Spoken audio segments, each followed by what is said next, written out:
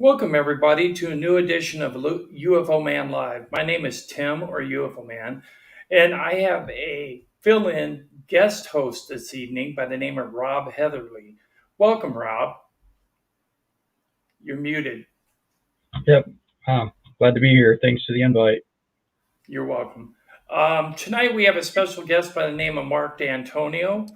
He is the Mutual UFO Network's chief photo video analyst and CEO of FX Models, a company specializing in digital physical models and organic special effects in the film industry. His degree is in astronomy, and he specializes in the study of exoplanets. He can be seen on various networks and TV programs discussing science and extraterrestrial life, or speaking at conferences around the country on the same topic. Currently, he is creating remote UFO hunting systems with a team of top scientists to hopefully find some answers. Please welcome Marc Dantonio. Well, hi there, guys. Hey. Nice to see you. Nice to be here. Thank you for the invite. Yeah, very glad to have you here this evening. My first question for you, Marc, is can you tell us a little bit about your background? Yeah, sure. Everybody has an affinity for the sky. You go out and look at the stars and you go, wow, it's beautiful out there. And if you actually get a chance to see a dark sky, well, then maybe that affects you differently at a young age. It did so with me. When I was 9, I had the ability to look at an extremely dark sky. It was so dark, in fact, that the clouds were black against the stars. And when I saw that, I just knew at age 9 that I was going to be an astronomer. And I took that and I ran with it. I never changed my mind. I never wavered. Okay, wait, that's a lie. There was a point where I was going to go into inner space, oceanography, but I ended up with outer space. Around here, not so much, but inner space, underwater, or up there in the sky, that was really my home. I felt that strongly. So I became an astronomer. That's what I went to college for. I got my degree in astronomy. And I've spent the years learning about additional topics in astronomy as well, such as exoplanets, planets around other stars. And there was a period of time where there was a number of UFO sightings in my town. And I looked at them and I said, well, that wasn't a UFO. I figured that out. That's a sounding rocket that went up and put these dyes into the upper atmosphere and to test of air patterns. Now, this was at age 10. Okay. And by age 11, I was able to kind of start figuring these things out because I had this, I don't know what it was, the mind to figure these out. I don't know. But the bottom line was I started having an interest in extraterrestrial life back then.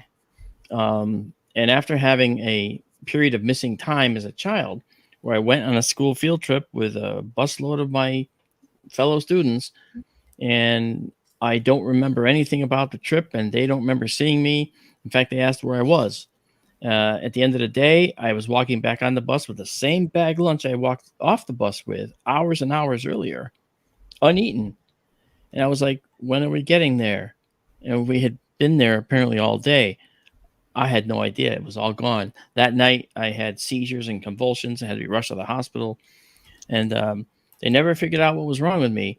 But it was a moment in time where I lost a lot of time. And I think that's pretty telling that there's something else going on. Could it have been just a medical event? Well, sure. It could have been. There's no reason to reach for alien, abduction or something.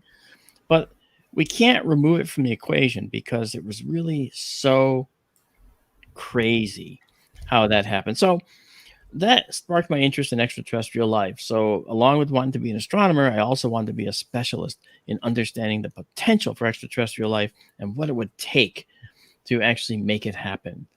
And I know that going to school for astronomy and having this interest is what led to the MUFON Mutual UFO Network people to appoint me as their chief photo and video analyst back in 2008. And I thought that was really great. I thought it was a great time to do this. I thought it was wonderful. And now with some of the events that have happened, it seems very telling. So here I am. I still do my astronomy. We have a internet observatory, a deep sky observatory out in the middle of the Arizona desert. In fact, some of the people watching tonight actually are members of the Sky Tour family, that we call it, the Sky Tour live stream family. And they join us each night when we do these beautiful deep sky searches with our remote telescope out in the desert, and zip around all over the place and check out all these objects in the night sky. And we take requests. We bring people from the audience in with us sometimes to share the microphone and enjoy talking to us. So we've started this little thing out there, and it's actually become quite a big thing. So we have a Sky Tour live stream west in the middle of the desert, the Sonoran Desert, and we have Sky Tour live stream east. And behind me, it's kind of hard to see, but that telescope right there, okay, that's the East Coast telescope. Sort of hard to see. It's being refurbished while we build a new building for it, because we outgrew the building we used to have. So that's kind of a long-winded version of what I do, but I am used a lot by the networks. They like, I don't know what you call it. Maybe it's the fact that I don't just buy everything as a UFO. I really want to try and figure it out. And I use science to do it. I don't just sit back and say, looks like a bug. I say, well, here's why I think it's a bug. You can see its wings. And based on how many wing beats we see, we can calculate its wing beats per minute or per second. And from there, based on the date and location, we could probably figure out exactly what type of bug it was. Because that's like a bit of a fingerprint if you can get the wing beat frequency. As an example. Right. It is necessary to push the positive rhetoric, but base it on the data rather than just looking at the object and going, oh, yeah, that's a disk, or no, that's a bug. So I agree with you 100%. Rob, you have any Yep. questions for Mark? I just think that's the reasonable way to go about this is trying. From what I found with my research and observing others that are actually in the middle of this, it's a lot easier to try and define what it's not rather than what it is, but using sound physics principles first instead of immediately jumping the shark for unicorns and things. It's a sound way to approach it in a healthy way. And I can't help but think with you having childhood experience that subconsciously that's going to get you wanting to seek answers probably more so than a lot of people, for the duration of your life. Yeah, it sure will. That's not the only experience. I mean, I had others that involved something got shoved up my nose, and it was like a 3-day terrifying ordeal that every night at the same time at 3:15 a.m. something was in the room, and the third day they put something up there, and I wasn't sure what it was. But I do know that that morning, right afterwards, after that ordeal, I couldn't breathe out of this sinus, and the pillow was covered with blood and filled with blood where I was laying. And I did what anyone does who has such a terrifying ordeal. I got up, took a shower, went to work, and forgot about it. Right? I mean, isn't that the ordinary response? No, but that's what happened. And 2 years later, I went to an ear, nose, and throat doctor who looked up there and said, "Oh, you got something huge up there." And he took it out. And when he took it out, I asked if I could keep it. And he's like, we have to send it to pathology and make sure it's nothing bad. But I think it's probably nothing bad, but we have to get that, we have to get that verified by pathology. And a week later, I called to find out the answer. And as you might guess, pathology lost it. I've never seen it, and they've never heard of it again. So what does that mean? It means maybe the hospital did something stupid, possibly. Or it means that when I told the doctor about this 3-day terrifying ordeal where something in the room put that up there, that flagged the experience as something worthy of attention by a government agency that maybe follows this stuff. I don't know. I couldn't understand why a doctor would, have any kind of interest in that. And then several years after that, I went back to him, and he shared with me that he had just given up his top secret clearance. And then I knew. Okay, he actually had taken part in a special Pacific Theater operation that had to do with nuclear weapons being fired into space. And he was part of that. And I was like, wow. And when he gave up his top secret clearance, just like that particular year. Well, this thing in my nose, that was 2 years or yeah, 2 years earlier. So he still had the clearance. And based on that, and knowing how it must go when you have clearances, he had to call down to DC to his handler and say, "Listen, I got a patient that said this weird thing happened. Said somebody shoved something up his nose. I can't tell you if it happened or not, but it might be something you're interested in. I don't know." And the call was probably went like that, and then the people on the other end probably said, "Okay, what's the patient's name and where's what pathology laboratory?" And he told them, and the next day it was gone. So is that like? It's just as likely, actually. It's an even likelihood that it was just plain old lost. But you would I've do never that. I've never had the doctors lose samples before ever on labs, which I know happens, but it's by far the exception, not the rule. And it seems Yeah, to me. he Go said ahead. to me, I haven't had this happen in the entire 38 years of my office practice. So I was the only one. Lucky me. Oh, I'm so lucky. Yeah. I found that there are professional protocols in place that seem to be inferred with a lot of different disciplines across the board, including Yeah. the DoD. But if he didn't have some standing procedure, likely the lab did when they get certain materials that they're supposed to call somebody. It's kind of like what I've been trying to track down with respect to. It seems like there's a do not engage with UAPs or drones on ship and battleships and things with the Navy that they don't fire on them. It just Well, they don't fire on them because they can't. Based on the technology that these craft appear to use, um, you know, they'd be firing into empty air and wasting shells. There's it moves so slow relative to what these things can do. If we're to believe how they operate, then or that nothing can happen if they even did shoot. So it's just it just seems like it's a foregone uh, conclusion that they're probably not going to be firing on something out there. One of the examples was the Battle of LA, where they fired all those shells and never hit it. Yep. And there were Actually, supposedly three objects there. yeah, and my very good friend David Marler, who is probably the world's most preeminent UFO historian, has all the original files on the Battle of Los Angeles. I had the privilege of exploring one of the original negatives taken by the photographer that night, and there's definitely something going on there. All right, and although we won't know because it's lost to history, we don't know what other people saw that night. You know, but they did find that there was some kind of object there. And we also had the Japan hysteria going on at the time. Right. The worry about invasion and all that made everybody in a heightened sense of alert. So, I mean, could that have had something to do with it? Well, it certainly did. That's why they started firing at it for sure.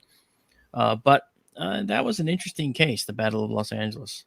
We actually interviewed a gentleman that claimed that he spoke to a couple people that were actually living during that time and actually saw what was going on from the ground, mhm. and that there were actually three objects sighted, and the one that was being fired on was the only one that maintained its stationary position.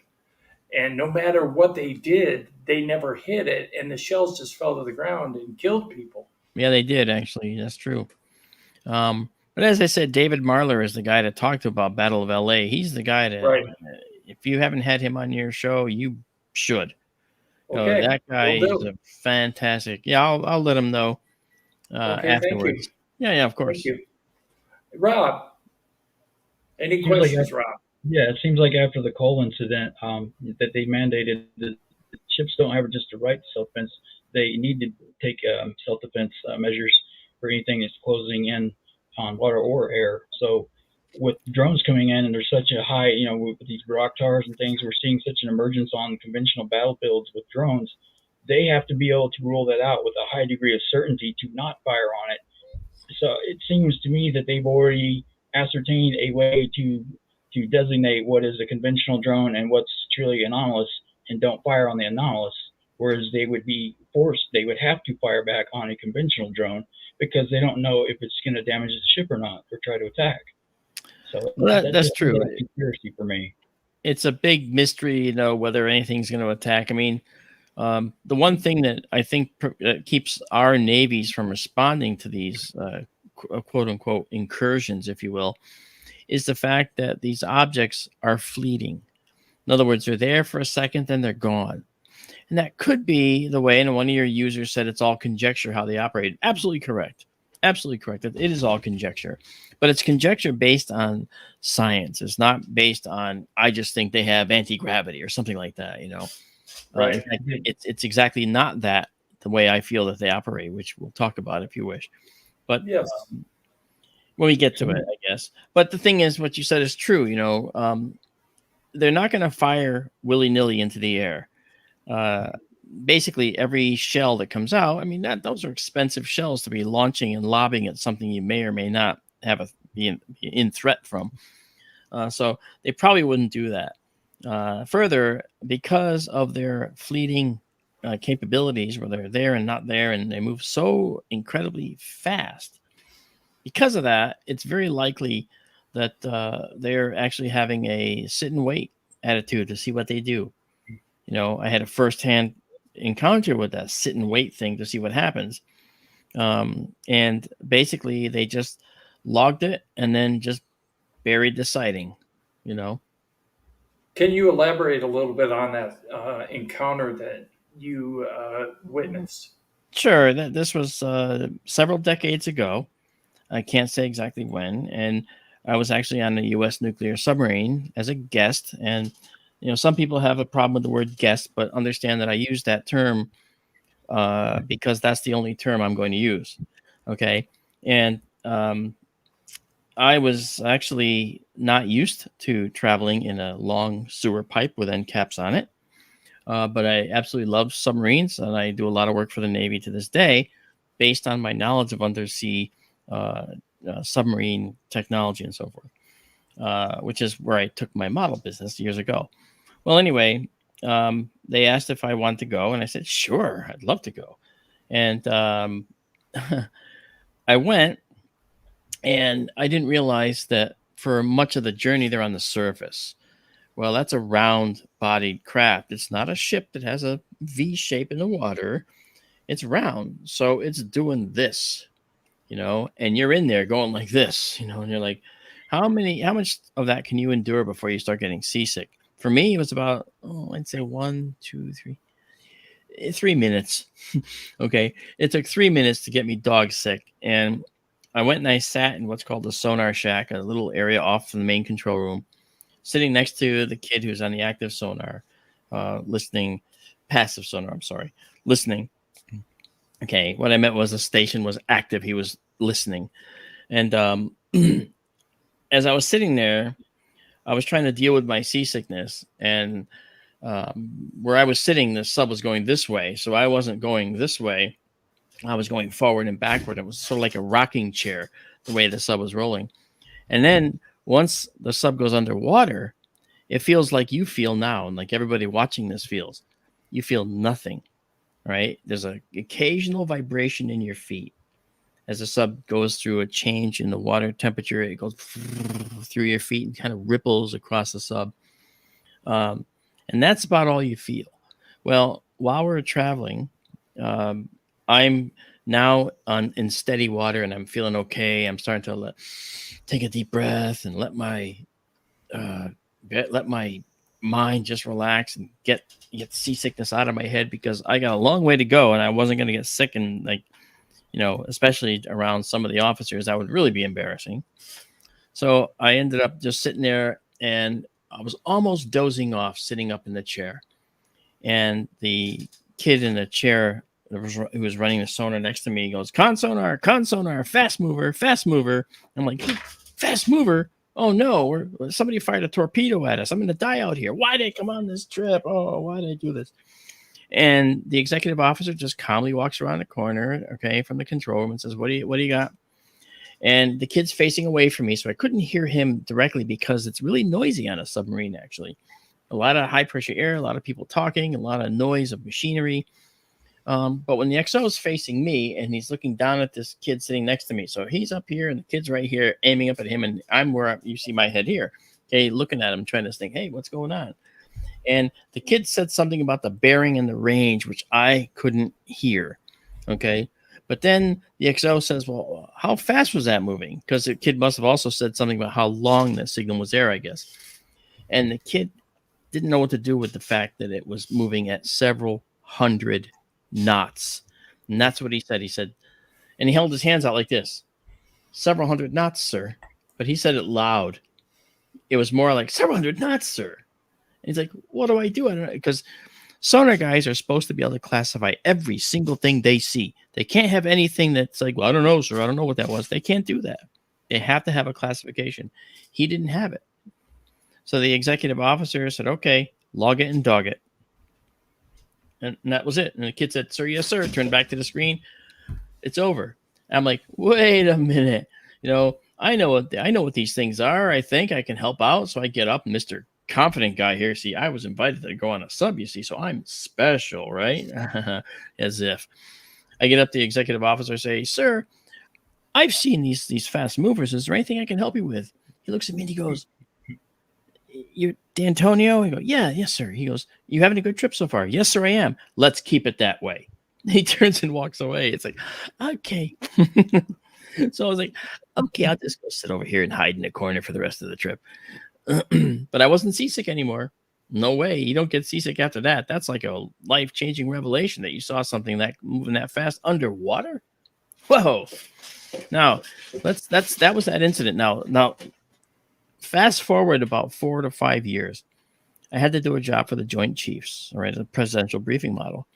And I delivered this model to Washington personally. I sat with one of the chiefs, all right, and I weighed heavily whether I should ask that question.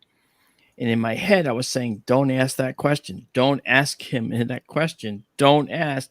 What about this fast mover program, sir? What can you tell me? I can't believe I said that. You know, and he could have said, I don't know what you're talking about, or yeah, any more of that clam dip left, or say anything. But the fact is, he didn't. He said, I'm sorry, Mark, I can't talk about that program. Heart palpitations. Because he was basically saying the program exists, but I can't talk about it. And I subsequently found out that other boats were seeing the same thing in our U.S. Navy. One submariner from a totally different boat met him several years later. Okay, said, "Oh, on our boat we called those jellyfish." Oh, yeah. But the fast mover program, and then Lou Elizondo talked at the UFO Congress, and he mentioned fast mover program as well, specifically. So I don't know how much more confirmation you need, but the thing is, the XO said log it and dog it. Just log it, saw it, and then move on. Why? Because we don't know what they are, and they're not posing a threat to us. They're just there. So just accept it and move on. I'm like, I have a quick clip to play, no sound, but it shows a fast mover underwater exiting the water and flying off. It's an animation, but this is actually from a report. Okay. Now, what I find weird about that little clip is what we've been told about transmedium vehicles, it wouldn't actually have any water splash as it's leaving. It's possible. We don't know enough about this fifth dimension where I believe they're operating in and out of, and that's actually a very well known location in string theory. But I think that when you talk about splashes, maybe the splash can occur. I'm not sure, because it maybe the ship itself isn't causing the splash, but maybe the disturbance to the space, or more appropriately, the space time around the ship, is going to cause that splash. I think, if anything, the splash might actually go toward the ship and not away from the ship. Mhm. Um, There's reasons for Rob, it. It seems like they uh, would, given they can go transmedium from air to water and vice versa into space, that there's no, they don't have a sonic boom and they go sonic or hypersonic. They don't cause, there's no splash when they enter the water. It seems like they are acting like a superconductor with the energy field around it, where they're not disturbing the electrons as they go into the water. So it's sliding through them essentially to not disrupt the field. Well, and let's take it a step further. Okay, if that's the case, what's really happening is they're not disturbing the molecules in the water, and they're not displacing them. Mm-hmm. If there was displacement, like when you get in a bathtub, splash, splash, splash, you hit your hand in the water, splash, splash, because you're displacing water molecules, right, with your hand. Well, if something slams into the water, it's going to displace.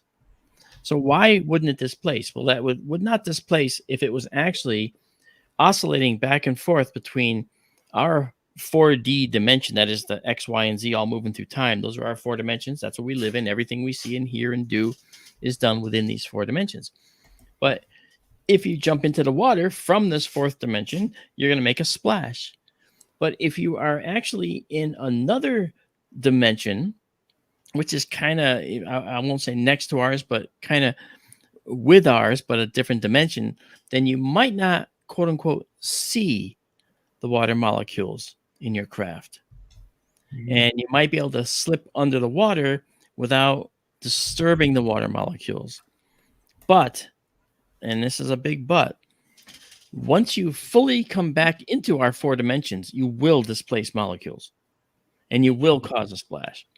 So if that happens underwater after you're stationary, then maybe the water would go boom around you, okay, as you fully materialize, if you will, in our four-dimensional space, X, Y, and Z moving through time. All right.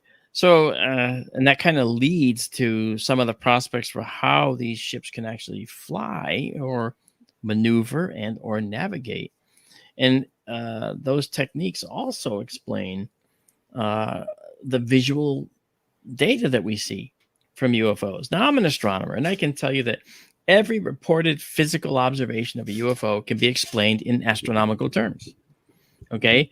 A flickering body might be close to the horizon, and turbulent air cells might be disturbing it because the star is a point of light only, and it won't take much to disturb that point of light, right? It might change colors. Yes, because when something is low to the horizon, you'll see that the spectrum is being altered by the air between you and that distant star. And that's called atmospheric scintillation. All right. It might fade out, it might come back in. That depends on the temperature of the air between you and there, perhaps. Um, or it might look like it moves from one place to another. Now, that could be due not to any atmospheric effects, but say to your eyes not knowing exactly where to look.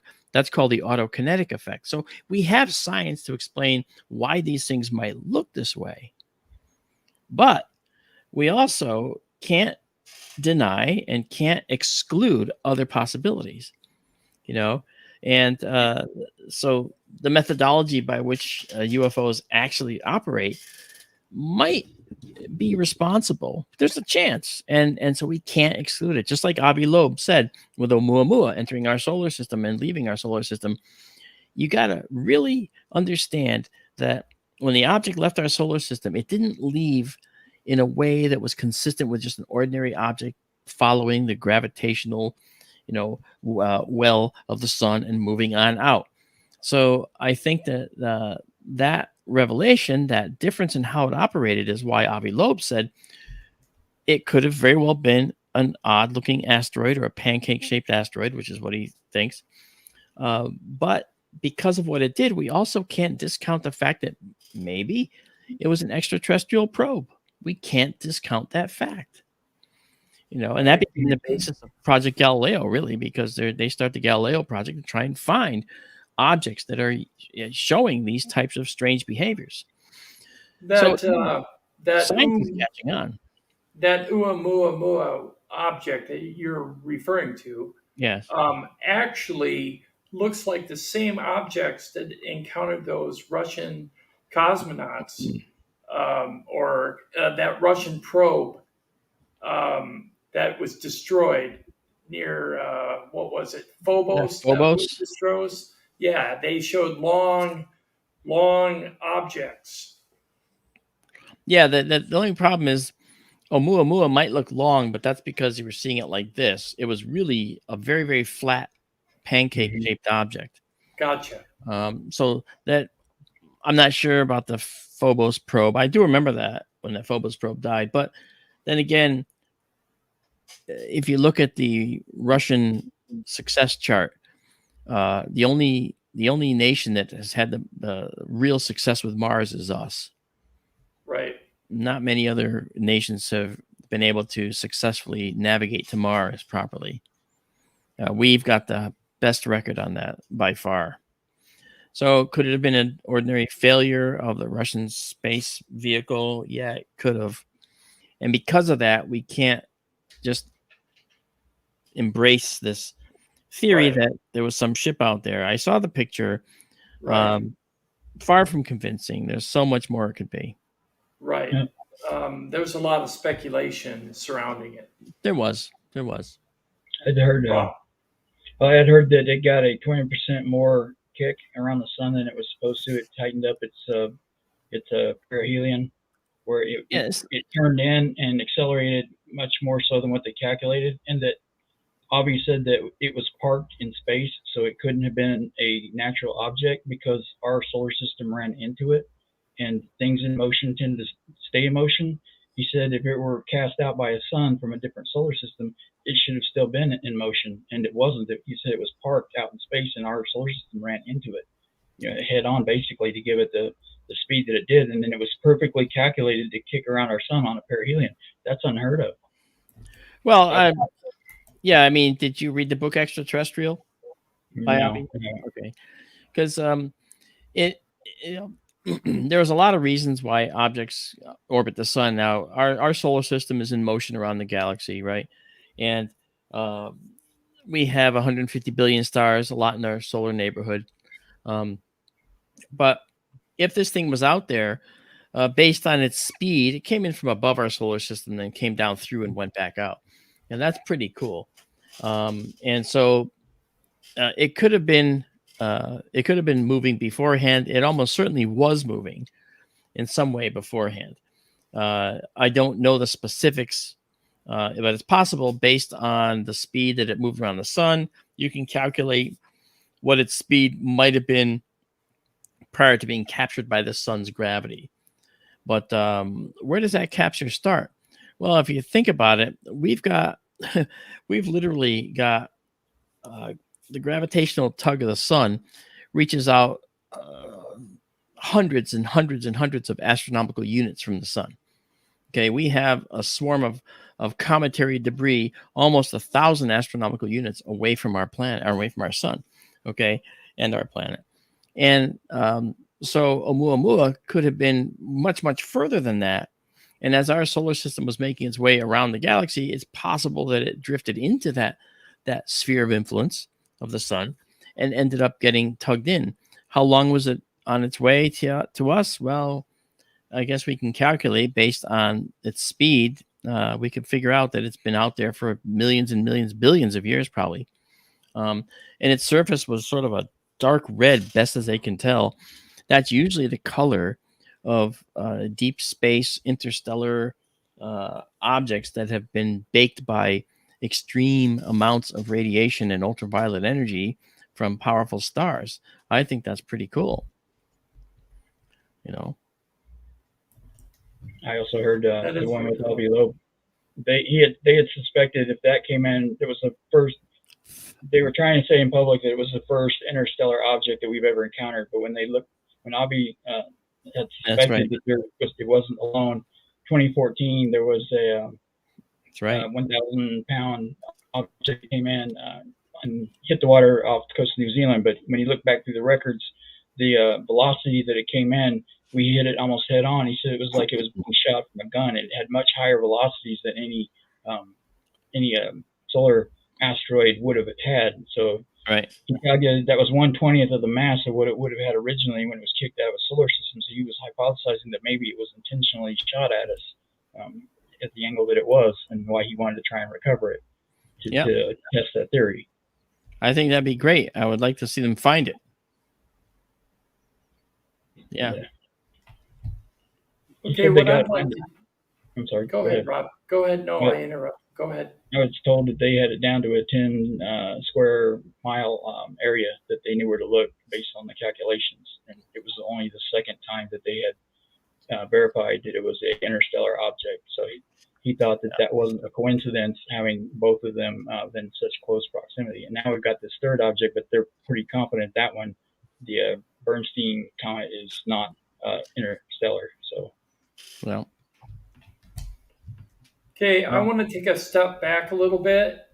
You mentioned earlier about personal experiences that you had when you were young. Can yeah. you elaborate a little bit more on that? Yeah. I mean, uh, obviously, when I was 9, I always wanted to be an astronomer. I mentioned that to like in almost all my talks. I do, because that's the absolute truth. And I never wavered. I thought about going into the oceanography world, okay, inner space, right? And going into the outer space world. Um, and outer space won and astronomy won. But the reason it really won, and handily, I might add, is because when I was 9 or 10, we went on a field trip to a local pond, just about 10 miles, 15 miles from here. And I I had this weird experience that I couldn't explain. I got on the bus at the school with my little bag lunch, and I sat down in the seat, the little squeaky vinyl seat, in the school bus. And we're all excited to go to this pond called Burr Pond, Burr. And we're going to go see this natural, unspoiled pond and learn about pond life and stuff like that. It was sort of like a little field trip near the end of the school year. It was going to be great. I was really looking forward to it. So I got there. I remember getting off the bus with my bag lunch. And the very next thing I know, I'm getting back on the bus with my bag lunch uneaten. And I sit back down in the chair and I say to one of the kids, "When are we going to go? Why are we leaving?" And they're like, kids are cruel. "You stupid dumbass, blah, blah, blah." And they whack me in the head. "We've been there all day. Where were you?" And I said, "What do you mean we're there all day?" I said, I'm serious. When are we going to go? "We were there all day." And then several of the kids were protesting. "We've been there all day." So I just shut up, came home, and I went home with my bag lunch. I put it in the counter. My mother said, "You weren't hungry? How come you didn't eat your lunch?" I said, "I don't know." And she goes, "Well, how was it? Did you have a good time?" I said, "I don't remember it." "Oh, just go out and play. I'll call you for dinner." So I went out and I played. And when I went out into the empty lot next to the house to play with a friend from the neighborhood, I remember suddenly feeling extremely weird. And I remember falling down and having convulsions and seizures. And I remember my head slamming down in the sand. And as I would lift my head each time, and I wasn't in control, it was just slamming. Okay. I could see little red ants running around. And I'm going, "Oh, look, ants." And I kept slamming my head into the ants. I was worried I was going to get them embedded in my head, and they'd run around in my hair and all that. I wasn't worried about the fact that I was having a seizure. And my friend who was playing, he was worried. He says, "Oh, Mrs. Dantonio, Mark's having a seizure." And or not, I don't know what he called it, because anyway, so they call an ambulance. They take me away that night, right after that field trip. I get to the hospital. Doctor sees sand embedded in my forehead. He says, "Oh, you fell?" I go, "Yeah, I fell." "Oh, okay. It must have been a concussion." So that's what caused him to have the seizure, Mr. and Mrs. Dantonio. Just take him home, let him sleep. I was a kid, you know. So, I told him I fell on a dock at the pond. "Oh, okay, that explains it." And they just brushed it off. "Little kid, he'll be fine." And I was. I never had another seizure in my life. Um, so uh, I basically lied and said I fell on a dock. I didn't fall on a dock. It was when I was hitting the ants with my forehead that happened. Okay. That's why I had a bump right in the middle of my head. Um, so that was an experience I had of missing time. I didn't know where that time went. I still don't. Never have had any kind of regression hypnosis. Uh, might consider it someday, but I'm not up for it now, but I don't care. And then in my family, I've had several family members have had events that have happened too that are really, creepy as well. And so I think that one is a strange one. The other one that I had was in another house where I was right here in this town. In fact, one of the reasons I moved out of that house was because I had an event over 3 nights where something came into the room and shoved something. It looked like a ballpoint pen, right, but glowing white, and it was going back and forth in front of my face like this. And the thing had come in. It passed in front of the window, and I could see the faint silhouette of the window because of a street light in the distance. And I saw this, whatever it was, pass in front of the window, and it made it darkened the window a little bit as it went by it, and then it came toward me. But I'm lying in the bed, so why is it walking on the floor? How could it walk on the floor? I couldn't understand that.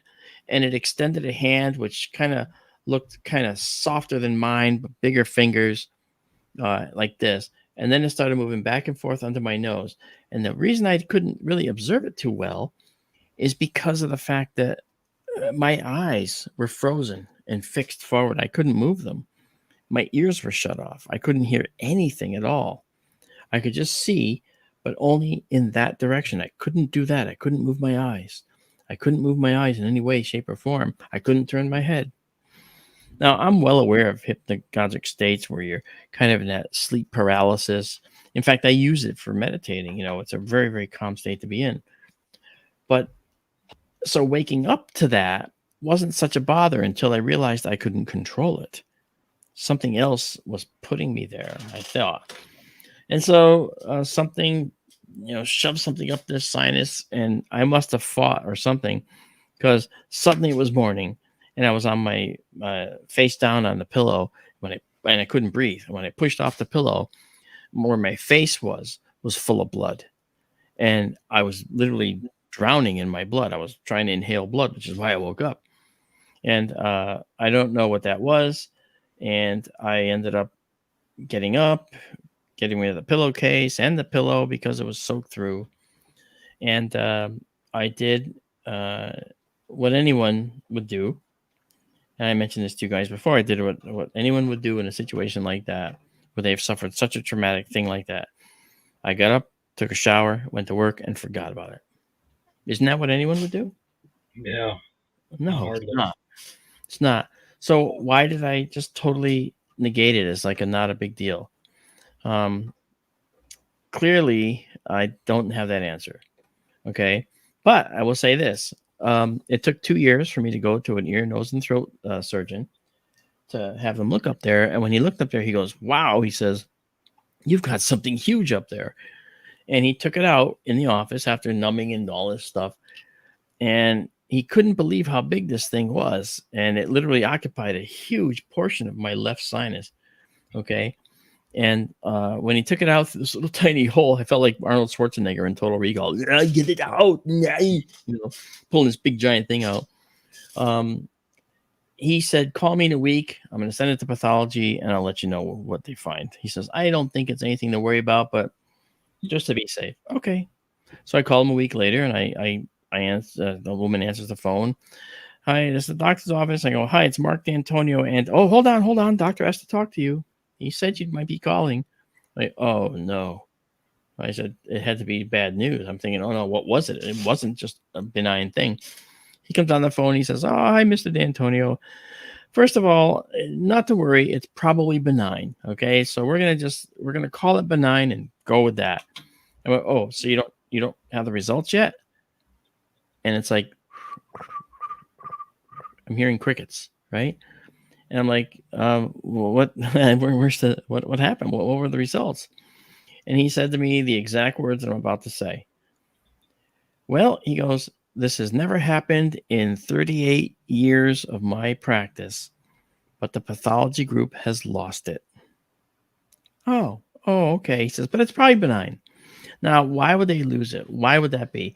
Because when I went in to have it removed, what I didn't say to you earlier or now is that I told him the story that this something was in the room, shoved something up there, and he made a joke. He goes, "I'm sure it wasn't aliens." I go, "No, you're right. I know it's a dream, not a big deal." Okay, and I played it off like that with him, but in my head, I'm going, "Yeah, I don't know what it was." Okay, well, anyway, it took another 4 years before I realized what had happened to that sample, but I did figure out what happened. I went back to him for something else. And this time, when I filled out my sheet, my the sheet you fill out every time you go, what brings you here today? What's bothering you? Blah blah blah. I put down that I was having I forget what it was, something with the vocal cord or something. I forget what it was. And and what he did was he walks into the treatment room and he reads that I just that I had filled out this intake. He filled out this intake sheet, as he says, as it's called. And on the occupation, I said, I do special projects for the Navy. And he looked at me and he goes, special projects, huh? And I explained to him what that meant. And he basically said, I just gave up my clearance with the Navy today. Or no, this year, he said. I'm like, oh, really? Wow, very cool. What'd you do? And he related an incident that he had that he did with the Navy. And I said, I wasn't aware that ear, nose, and throat surgeons actually needed clearances. He goes, I wasn't always a surgeon. And that's when he explained what he had done. And it was like, wow, this guy was really, really, really cool. Okay. So anyway, he basically told me what happened. He said what anyone who has a clearance would say. He would have to call his Washington office and say, I had this patient who says this happened. I don't know if it means anything, but you might want to investigate it. I don't know. And they said, undoubtedly, okay, where's the sample? It's in the pathology lab at the hospital here, blah, blah, blah. Okay, thank you, doctor. And that was the last time he had anything to do with it. So you see what that's happening there is, let's say he was brought into court. And let's suppose that he was actually given a polygraph. Under oath, he could say in a courtroom setting, I don't know where it is. And he's not lying because he doesn't know where it is. In a polygraph, he could say, I don't know where it is. And he would pass the polygraph. See what's going on there? He only gets enough information to know that once the loop is passed, he's done. He's out of the loop. And so that is that plausible deniability thing coming up. Right. Kind of what they did in the congressional hearings recently, where they said, "Well, I don't have knowledge of that." It's because he wasn't officially briefed in a formal manner. So he could honestly say, "I didn't like the nuclear encounters," that he wasn't aware of that because he wasn't briefed on it. So if he heard it in hearsay or in the news or wherever, he didn't know. Because I think that they selectively choose what they're briefed on so they can have deniable plausibility. That's true. And I don't disagree with that. I mean, and look, I know what that's bot like. And could all of this just been a strange dream I had with a really bad bloody nose? Well, yeah, sure. It could have been, and I could have caused a nasal polyp somehow, I guess, overnight. I don't know. But the bottom line is, taken together, all these things over 3 nights has happened. And like each night I was awakened by a series of knocking on the ceiling, but it was rhythmic. It was 1, 2, 3, 1, 2, 3, 1, 2, 3, 1, 2, 3, 1, 2, 3, 1, 2, 3, so that kind of knocking. And I woke up the first night going, what's that? And I went back to bed. Second night, I heard it again. This time I got up and I had greyhound dogs at the time that I had rescued from the track. And they were underneath the window where this was occurring. And they were looking up at the sound at the ceiling. They were looking up too. And I leaned over them to put my hand on the windowsill and pushed my face against the screen to try and look up to see what was going on. And when I did that, I got a white flash of light hit me straight in the face, and it flash blinded me. And I went, oh. And I looked straight out, and I could see the one distant street light, and then it was slowly coming back, everything around it, as I started to get my vision back. I looked down for the dogs because I was going to be pushing off the windowsill. I didn't want to step on them, and they were gone. I was like, what the heck? And I found the male hiding in a stack of laundry in the closet that was open, and the female was outside the room sitting on her haunches with her ears back. Okay. And so something spooked them, and it wasn't me because I was just leaning over them. And, I've done that a million times, to look out the window. But this time, that flash did that. And then that third night is when the thing was in the room that did that. And I have no idea what that was. Very interesting. I've actually had an incident where I had something done to me, but I have no waking memory. Um, your memories are all waking memories, correct? Well, I remember when I went through it, and for whatever reason, you know how they put the rumor is that they put screen memories in to cover what was actually done. Like, for instance, you have a dream about an owl when in fact it was a gray doing something or whatever. And the owl was what your brain manufactures because you don't understand the gray. Or, the owl is what they implant, possibly, if they know how to implant thoughts in your head. I don't know. But so my memories were all direct memories. And I remember everything.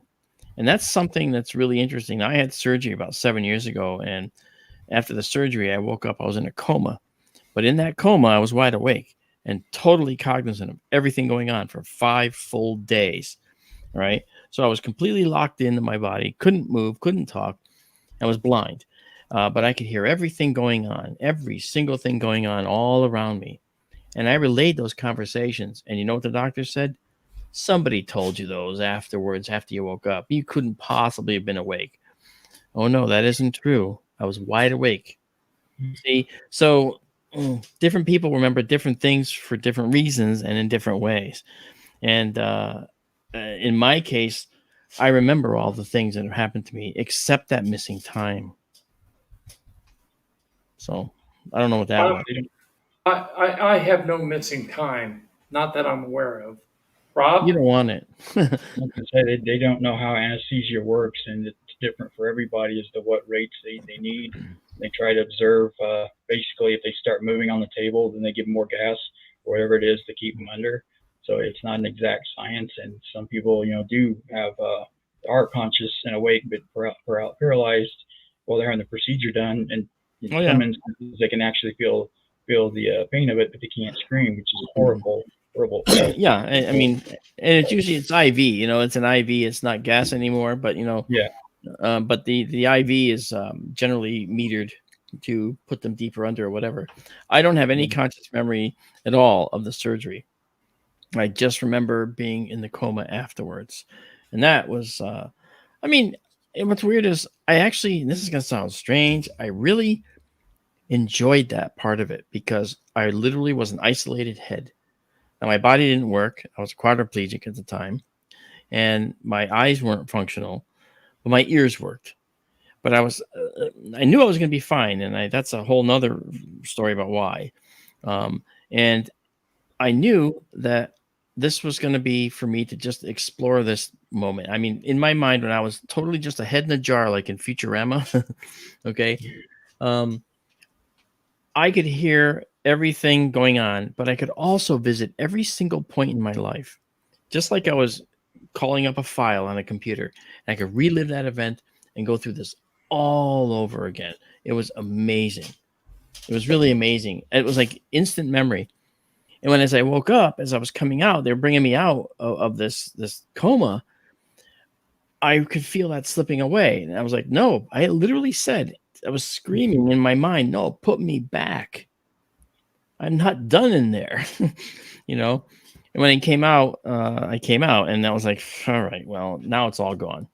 And I couldn't get back to it, and I still can't. So, but what it shows you, see, is that we do have conscious memory that we can't access in our waking moments, but we do have memory that's repressed, memory that's deep inside that can't be pulled out, which is why regression hypnosis actually works. It's pulling out things we don't know. And I remember every moment, but I couldn't access it after they took me out. Yeah, that's what Sean Cahill talked about, was that we need to be asking questions about consciousness, because he wanted to know where he goes when he sleeps. and what he builds in his dreams. Where does that go when he wakes up? Why can't he go fall asleep and pick back up right where he left off, like we do when we go to sleep, when we wake up in this realm that we're used to, and we can wake up each morning and go about what we did the previous day. It's all there. But when we dream, even if it's lucid, of course, we still can't pick up even when we just wake up for a moment and go back to sleep again. It's gone. Well, yeah. And what's interesting about what I went through, okay, Rob, is that I heard them saying, okay, his CAT scan shows his visual center has been destroyed. And he's got all kinds of problems in the brain that a lot of areas of his brain have been affected very negatively. So we're not sure if he'll ever walk again, or if he'll ever see again, or if he'll talk again, blah, blah, blah. And I was hearing this. And so I started building in my head, I was starting to build a circuit that would allow the doctors to communicate with me through probes. Now, I didn't know where the probes had to go, but I knew they could make them. So I was building this little circuit in my head that would allow them. It was like a flow chart. I'll put the probe here, get to my visual center. I can light it up for you, okay? And then this part of my visual center, I'll light up when you connect this. And for my hearing, I can light this up. If I can't talk to you, I can light this center up. And I kept building this chart, but then my brain would get tired and I would sleep. So what I did was, in my head, I put it in a box, okay? Set it to the side. I've told this story to a lot of people. And then when I would wake up again out of still in the coma, okay, I would open the box, pull the circuit out, and start working on it again. It was all there. I had perfect recall of everything in my childhood and of this circuit. I had perfect recall. And so when they started, and I built the whole circuit that would help them communicate with someone who was locked into their body, because that's what they said I was. Well, I'm going to fix that. That's what I said.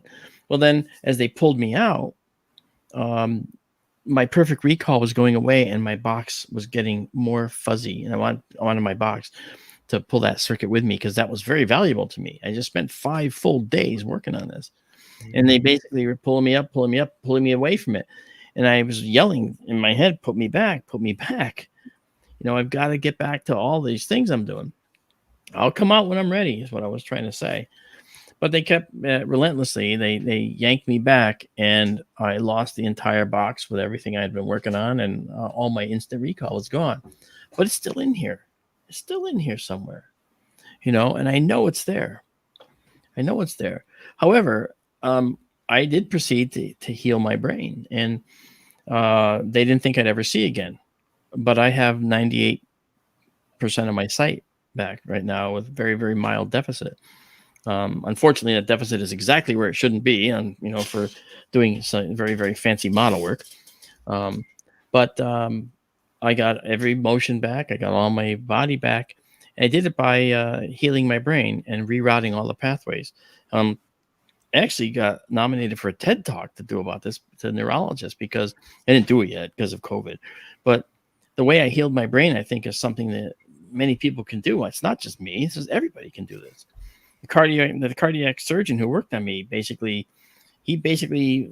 said, hey, I know you did what you did because I saw you. I know what happened. So, I think it's pretty interesting. And I think that it's something we can all do. We can all heal ourselves if we have a feel for how that healing is going to work, So that's a whole nother thing, and it's a whole separate avenue. I agree. But it is one of the reasons that I do what I do, and what I am, because I want to provide a sense of wonder and knowledge to everybody out there in astronomy. And I want to, do this analysis of UFO videos like I do now. And I want to continue to push forward with trying to understand how humans think and how they can heal. Right. Rob? While you're talking about your astronomy, what are your thoughts on SETI and the James Webb?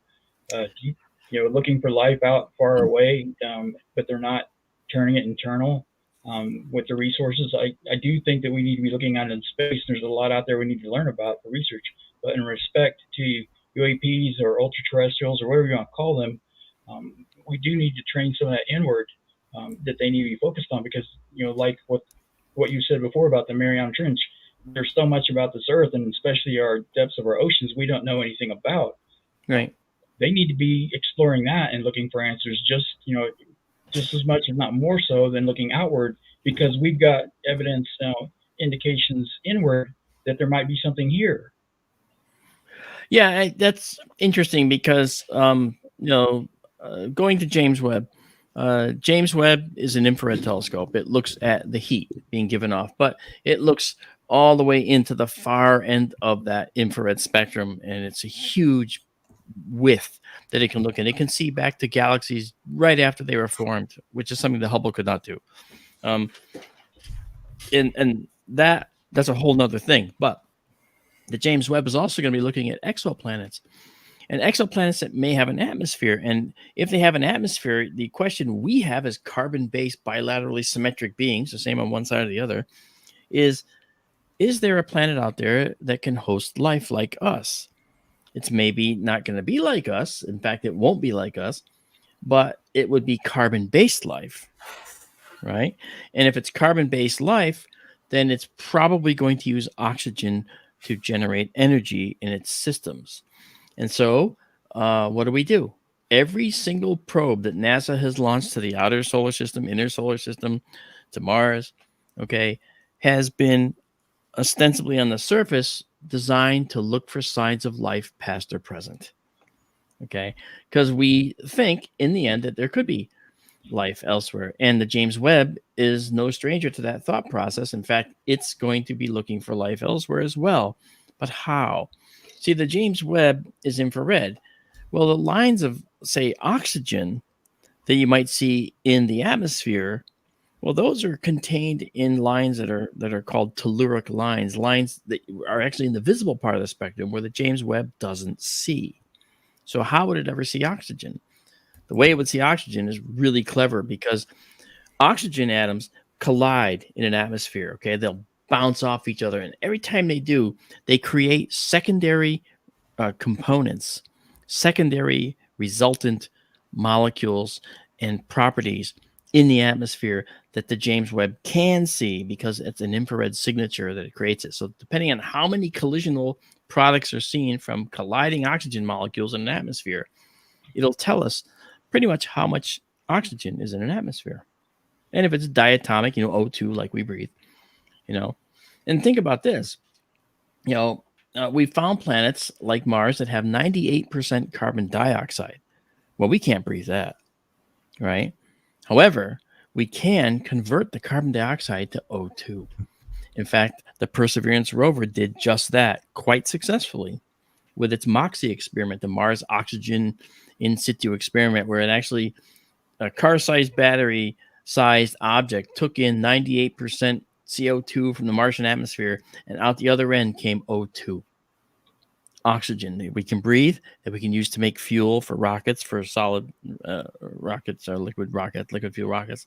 And so, you see, we actually are making strides in that. So we could technically build many of these MOXIE units the size of factories, put them on Mars, and then use them to fill domes with oxygen that you could walk around in shirt sleeves eventually, So we're able to create oxygen. That's very important because we don't want to cart that all the way to Mars if we're going to go exploring Mars. We want to make it when we're there.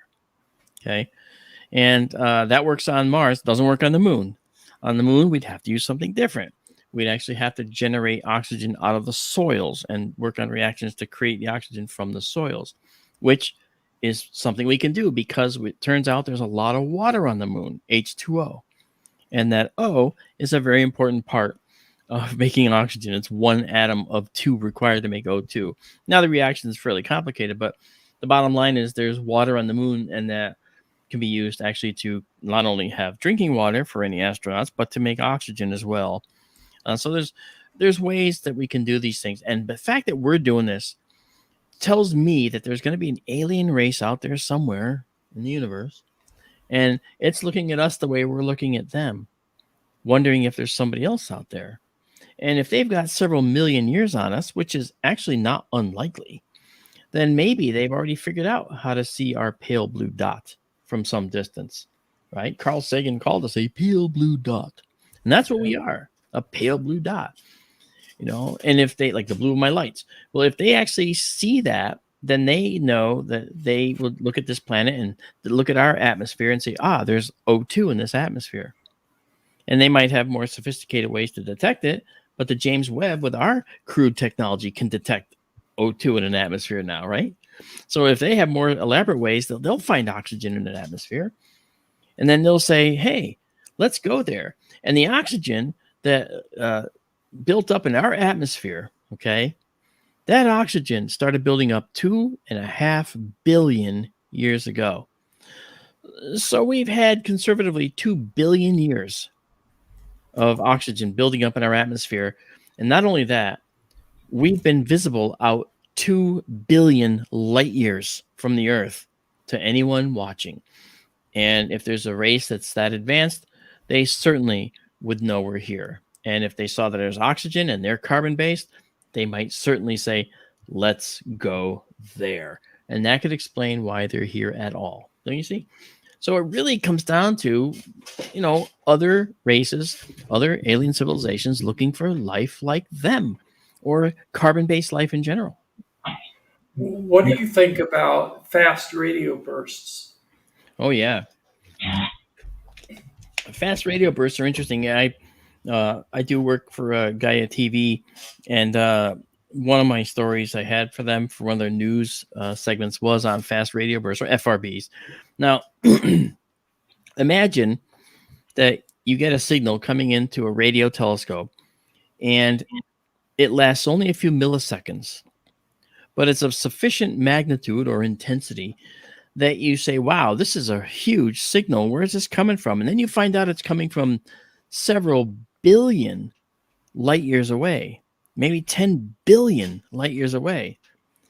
Now, these are the oddity known as fast radio bursts. They're called fast radio bursts because we see them in the radio spectrum. And they come across, now the radio spectrum is out past the end of the red, out past out past the infrared, all in that whole region. Okay, that's where microwaves exist. That's where infrared energy. That's where the radio frequencies are, and they can get pretty long. But the fast radio bursts are these little bursts that show up from all this distance, and they're so enigmatic because they last such a short time, but they're so powerful. And the fact was, we didn't have any idea what they are. And now we only have theories as to what they are. Now, initially, when fast radio bursts were first found, fast radio bursts were thought to be, is that an intelligent signal coming from an alien world? Is it intelligent? And the answer was, well, most likely not. But it is something that might be considered a very, very interesting signal, something that could very well be, the proof of something different out there. And it certainly was. But then again, we go back to the discovery of the first pulsar. Now, a pulsar is a stellar remnant. Okay, after a star explodes, what's left behind, all this pressure banging down on the core of the star sometimes makes it spin really, really fast, and it might have some hot spots. And as it spins by us, if that hot spot is facing us, we make it like a lighthouse beacon, hitting us. And that fast speed of rotation is something that is regular. It's clockwork, and it looks like something intelligent. And when the first one was found, whoa, did we find an intelligent signal? And the answer was no. It turned out to be a pulsar, a neutron star with a hot spot, like a lighthouse beacon. Now, fast radio bursts are different, but it looks like they emanate, and this is just a theory, it looks like they emanate from a neutron star, but a neutron star that's highly magnetic, known as a magnetar. Magnetar sounds like some scientific name, some science fiction guy. I am Magnetar, okay? Killer of planets. But the magnetar certainly would be a killer of planets if we had anyone near us, because they put out so much energy that they would actually be devastatingly deadly to life on this planet.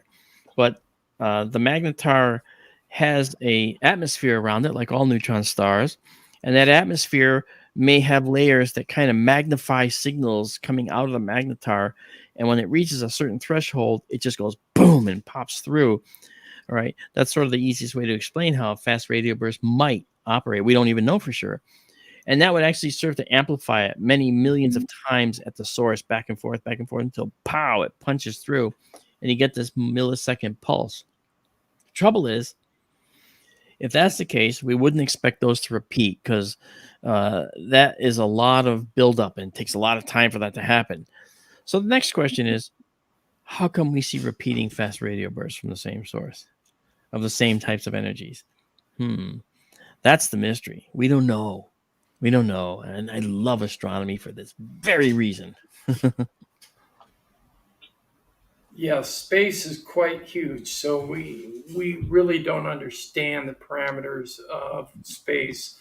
We have a basic understanding, but it is so infinite, it's hard to reach out and grasp the full knowledge of what's going on. It's true. Rob, And we're innocent about this. We don't really have any real knowledge about these things. Rob, you got a question? Yeah, you were talking about string theory recently. Yeah. We had a discussion on that prior. I watched an interview recently with Hal Puthoff and Eric Weinstein, where Hal was telling him that he feels like material sciences were being held in aerospace industries pertaining to gravitational and topological physics. That either he said they made significant breakthroughs in the 50s and they went dark, or they completely bombed it and just stopped looking for answers. But he feels like they may have made some significant progress, and that's being hid in these aerospace industries. That's actually possible. I mean, from my experience in that world, and I can say that there are certain things that, of course, are kept under wraps. Certain things you're not allowed to talk about. What all those things, are, is just, crazy. I mean, anyone, like, let's say I had a very high clearance at some point. If I talked to someone else that had a lower clearance than me, and I asked them about a project they were working on, they couldn't tell me about it, right? Because that's how that classification pyramid works.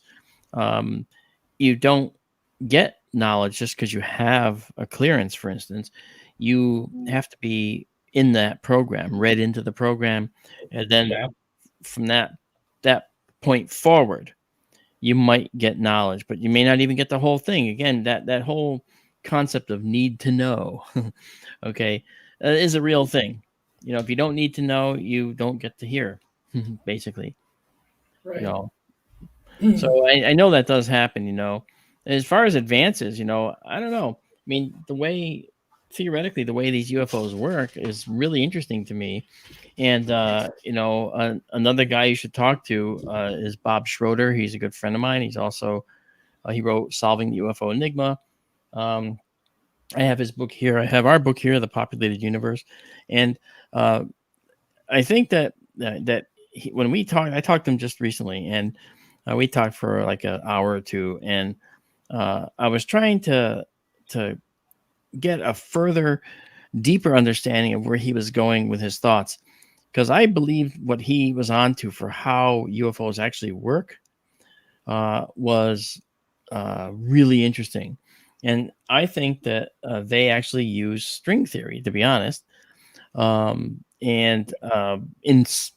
fact, they use something called Randall Syndrome 1, which is a version of string theory where we have our four-dimensional plane here, which is X, Y, and Z all moving through time. That's what's called the 4D plane, or in this case, membrane, because it's called a brain world.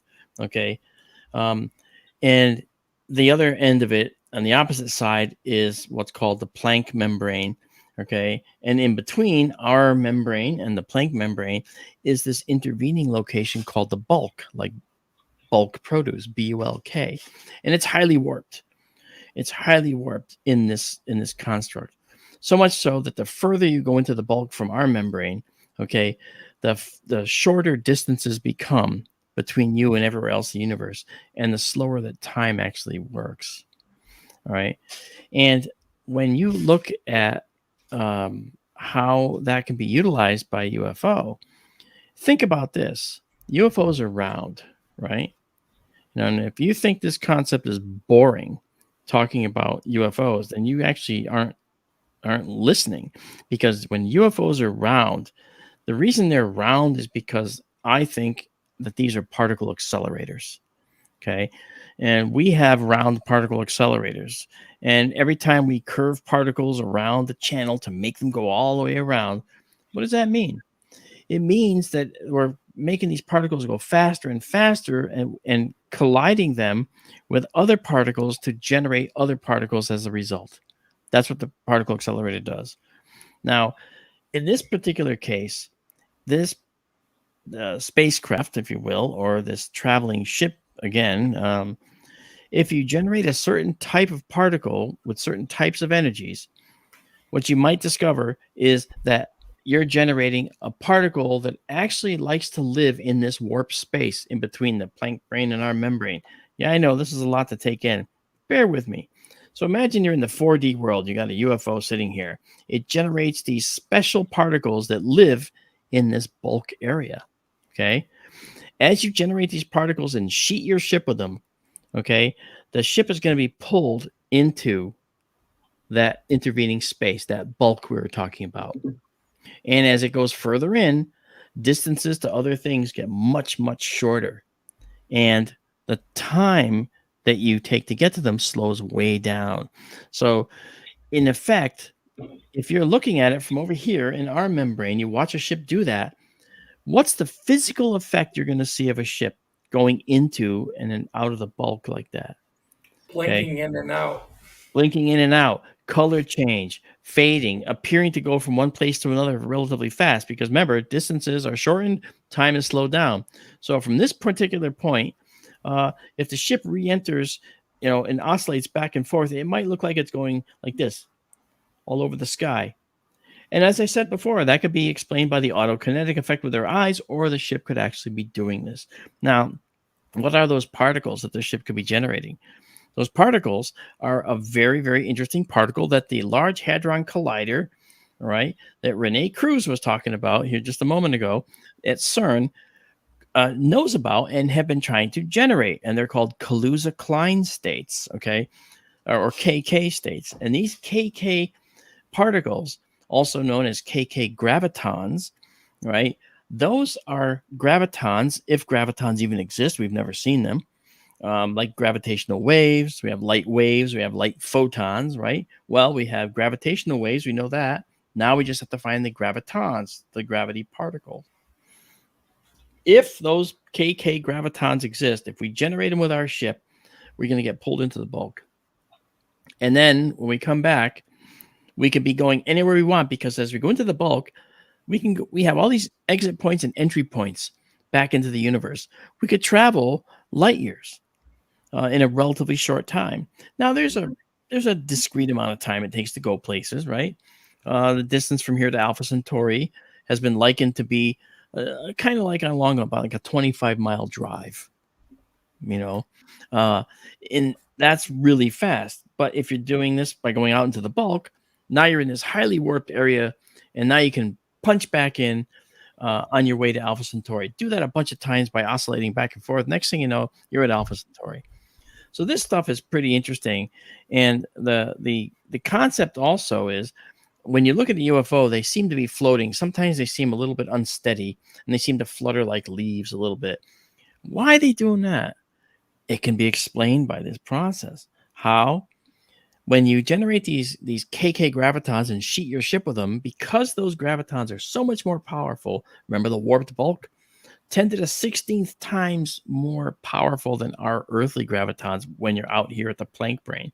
So if the ship generates gravitons of that strength in our brain, in our location, our 4D world, guess what else gets generated? Micro black holes.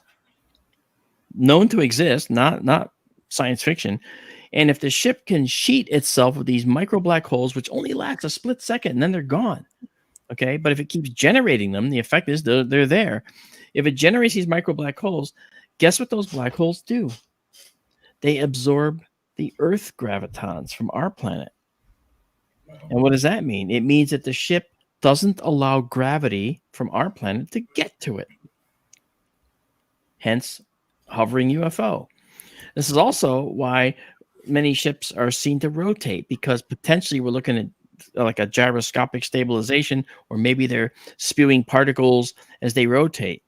And it may also explain why people say that the beings come out from the center of these objects, because they don't want to get in front of or become entangled with the radiation caused by trying to move particles in a circular path. That radiation is called synchrotron radiation. And we have to make gigantic rings to do this, but maybe in the future with other advances we'll be able to shrink the size of our accelerators down to, say, the 30-foot diameter that these ships may appear to be. You see, so again, this is just physics that may or may not be actual at this point. These are conjecture. These are my thoughts about it. There are Bob Schroeder's thoughts. There are other people's thoughts, and I think that it merits some investigation. Yes, we agree. Go How ahead, do you Rob. think the miniature black holes you're talking about, would that be anything near what any neutrinos are? Well, okay. One of the things we would look for, okay, if we're say we wanted to find out if these are happening within our space. Okay, what do we need to do? We actually would actually look at the sky and look for things like gamma rays. We would look for potential energy release. Now, I'm not sure about neutrinos here, but I know that we'd be looking at Hawking radiation, perhaps, or gamma rays, perhaps. Those are things that would be visible in this process, because that is something theoretically that would be given off when you generate these KK gravitons in the micro black holes. And by the way, just so you know, Hawking radiation is notoriously difficult to detect. In fact, we haven't detected it yet. But that doesn't mean it's not there. We didn't know gravity waves were there either, did we? Until we did. Hawking radiation is radiation that leaches out from a black hole over time that allows it to evaporate. Yeah, actually, and so when we look at these micro black holes, they're evaporating instantaneously, practically. So if we generate more black holes, well, there's going to be a certain amount of constant radiation that we should be able to see from that. That's awesome. Isn't Mark. that crazy? I mean, that's just downright crazy to think of. And I'm a science guy, so it literally, just so you know, I've been looking at this theory without talking about it for the last 4 years. Okay, 4 years. I haven't talked about it because I hadn't bought into it. There's too many problems. There's still many problems. However, if you look up KK states and CERN, CERN, you'll find the paper on the Large Hadron Collider site talking about this. So you have to understand that this is not just made up out of thin air. This is physics catching up. Okay, and I have a feeling that the next 5 to 10 years are going to be quite productive. It seems we lost our co-host. He shall be back scared, shortly. Scared Rob off once again. Yeah, he'll be back. He just drops out once in a while. Here he is. Welcome back, Rob. Rob, I'm sorry. I didn't mean to scare you away, Rob. Yeah, the physics was too much for me. I got scared. Yeah, right. That's what it was. Somehow Yeah. I don't think so, Rob. Somehow I don't think so.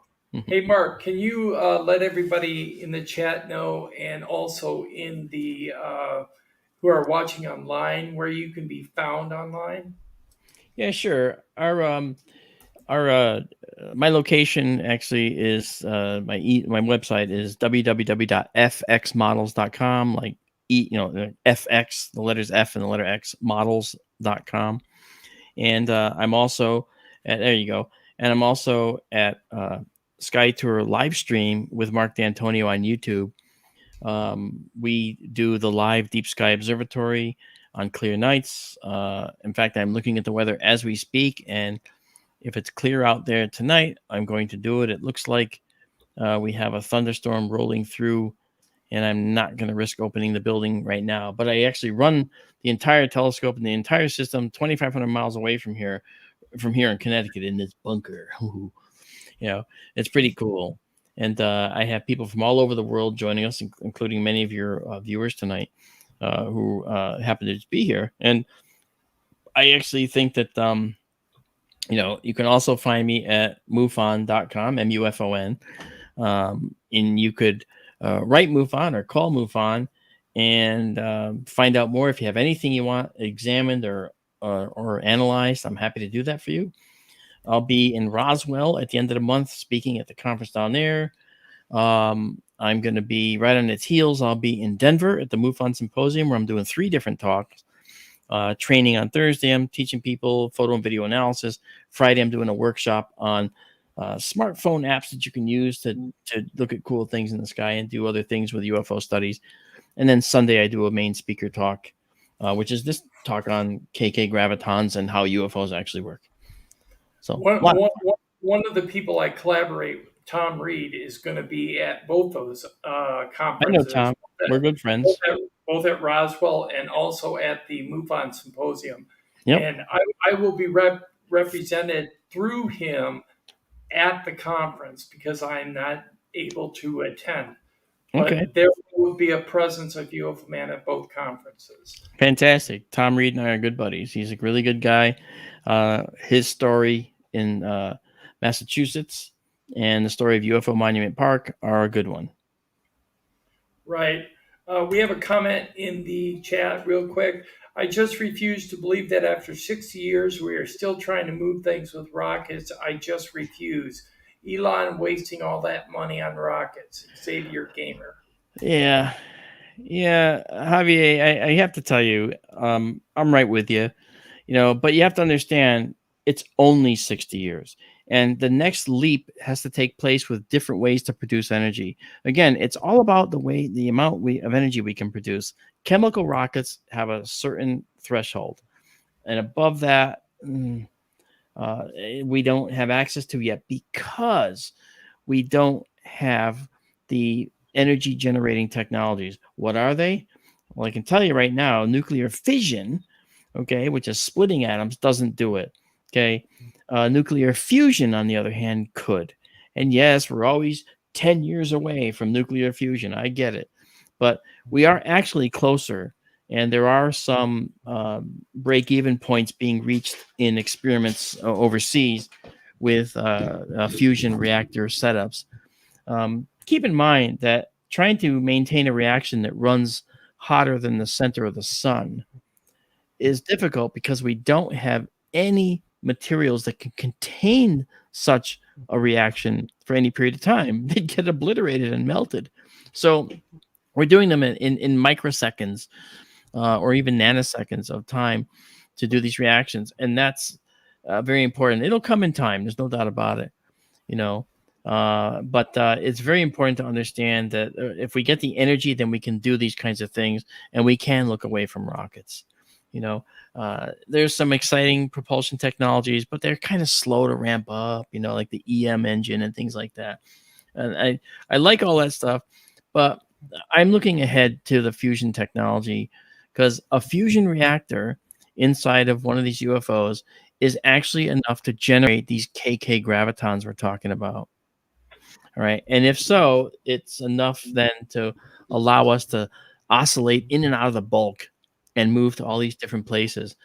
And to do that would mean that the purveyors of such ships, like the purveyors of such snake oil, right? The purveyors of these ships, these alien intelligences, are probably among the best cartographers in the entire universe. They know the exit and entry points from the bulk back to the 4D world. And who knows, maybe there's other worlds that they go into aside from our 4D world. Maybe there's another set of worlds. Maybe there's a parallel universe that they can go into using the same technique. I don't know. Nobody does. And again, like I said, I'll repeat it. That's what makes astronomy so exciting. Right. Well, we thank you very much for coming on the show. Rob, do you have any last comments? Yeah, are you familiar with the metamaterials? Because I remember Hal Puthoff talking about when Samuel had magnesium that was highly flammable and oxygen. So it's like, and they have bismuth layers also for waveguides where the magnesium with it exploding when it reached the atmosphere, if they use the solid oxygen, I think that they're beyond solid rocket fuel, but in theory, they could use the oxygen through the waveguides to compress it with a superconductor cold that would create a high energy yield with the metamaterials of that type of magnesium, especially. And that Yeah. we were talking about, they could use isotope properties to manifest that. Yeah, I know. I have actually handled metamaterials that were being um, uh, brought around. Actually, the late Douglas Trumbull and I were very good friends, and Doug and I were sitting in the studio one day when someone came in from MIT with these metamaterials, and we got to handle them. We got to explore them and listen to the scientific data on the isotopes found in these metamaterials, and the isotopes were very different from what might normally be found on our planet. So that piqued my attention. I don't know where those isotopes have gone, but I didn't really care. What was important was to know that these metamaterials were out there, and what their full capabilities are, I just don't know. I just don't know because they actually haven't been analyzed in such a way that we could determine what they can do for us or not. Yeah. But I think it's very interesting. Chris Mellon had mentioned about the metamaterials that one of the samples they took out of, I think it was Colares, South America, that we could reproduce it with those kinds of isotopic ratios, but it would be highly cost prohibitive, way into the millions. And the sample was not much larger than the size of a pin. And why would somebody go through all that trouble and expense and then place it on a beach and randomly hope it would get picked up 60 years later? That's just going too far out to consider it a hoax that humans tried to propagate, and nor does it appear naturally in nature as far as we know. Yeah. And that's exactly right. So the question is, where do they come from? And I can say this: um, advanced races elsewhere in the universe.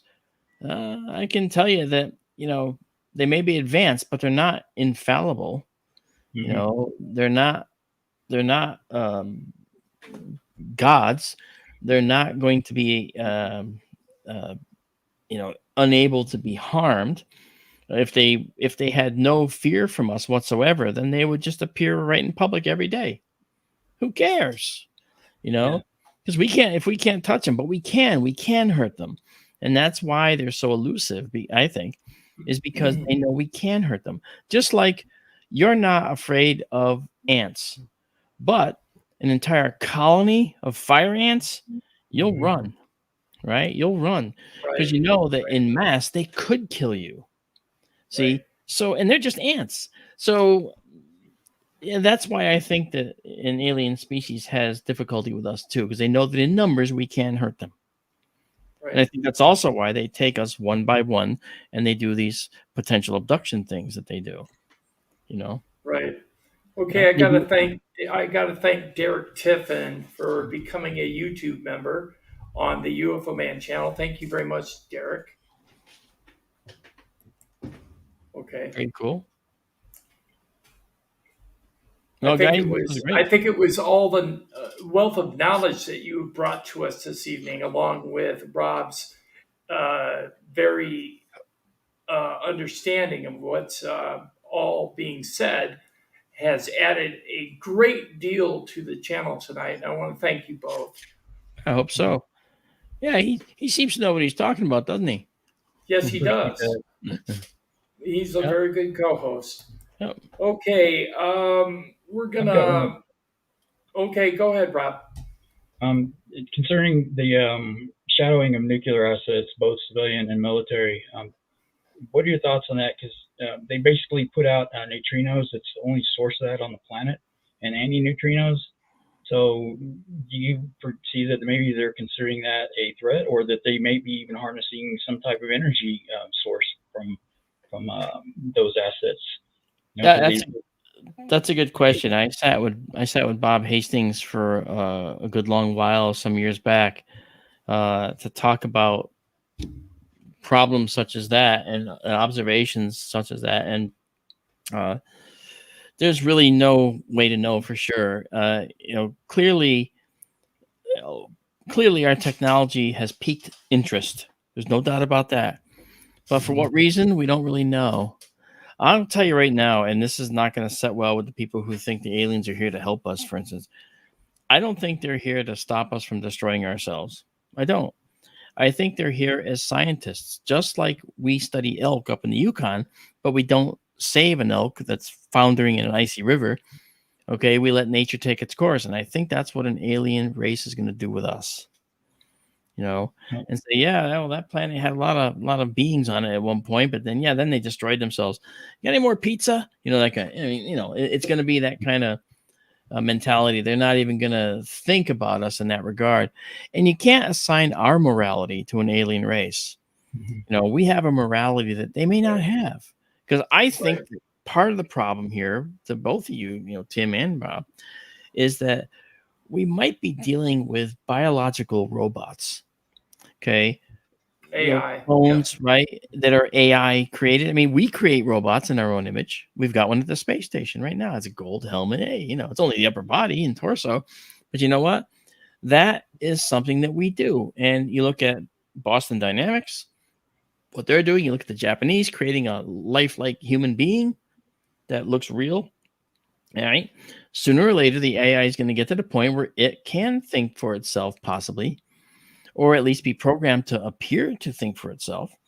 And so, what's the difference between that and, say, a biological drone that you've created? Say, I don't know. Let's just be conservative. 100,000 years ahead of where we are now. Can you imagine what kind of robots we'll have in just 100,000 years? Well, Yeah, and what if they're a million years ahead of us? 500,000 years? 1,000 years? Think about that. In 1,000 years, where will our robotics be? Light years ahead of where it is now. So, you can see that because planets formed all over and still form, there's planets that we see have died. We see planets forming just now. We see planets in full maturity. It's been going on for 13.8 billion years as the universe has existed. So, moving to that and thinking, well, hey, maybe that means that eventually, um, aliens are going to adopt a technology that's going to allow them to be superior in that arena. And it's very possible. they could even outpace the progeny that created it, that it would outlive its originators and continue Perhaps. on indefinitely, if not infinitely, because it Well, that's doesn't have happening to now. worry about the That's happening. biological concerns. Yeah, that's happening now, right? I mean, any robot we create will be here long after the biology's gone, you know. And Right. if you look at the industries, as long as electricity is still flowing, cars are still going to be getting assembled, even if all humans leave the planet tomorrow. They're going to still be getting assembled by these robotic arms, etc. That's a simplified example, but you know where I'm going. Uh, so Right. yes, they will do that. They will outlive their ancestors for sure. It also seems that from the extensive studying I've done of ancient history that there's some kind of sentient presence here besides mankind that's not unreasonable to consider. And it seems like they don't care if we want to kill ourselves, like you said, but if this is their home, they might not be inclined to let us destroy that along with us, with ourselves. So that might be Yeah, the tipping point, is to stop us, because they've not shown themselves to this degree until we started with the nuclear age, and yeah. that seems to be problematic to them for some reason. Or just interesting, you know, interesting in the same way as if elk got the bomb, Mm-hmm. we would be careful about how close we got to them, wouldn't we? Yeah, I don't want that one elk over there to be in problem with that elk over there and then blow the bomb up, which take me out. The thing is, if they were completely invulnerable to anything we could do, then they wouldn't care. But they are vulnerable, mm-hmm. I think, and that's why they would care about us getting nuclear weapons. Then not because they care. Oh, these people, we got to guide them away. No, I think it's these people. They could blow us up. Let's just keep an eye on this crap going on down here. I think it's kind of more like that. I think they're Yeah, more or less indifferent. And I know yeah. that the CE5 people don't want to believe that, but that's okay. I think that that's the harsh reality of the universe, to be honest. We can Personally, get I've along I, with them. personally I've always thought that there's a duality, in space with other races and interdimensional realities and whatnot. There's a duality everywhere. So Yes. you got good and bad. So it's light and dark, wet and dry. same Yep. thing. Yep. So it would make sense that not all of them are benign peacekeepers coming here to stop wars and heal people. I do not consign myself to just that option.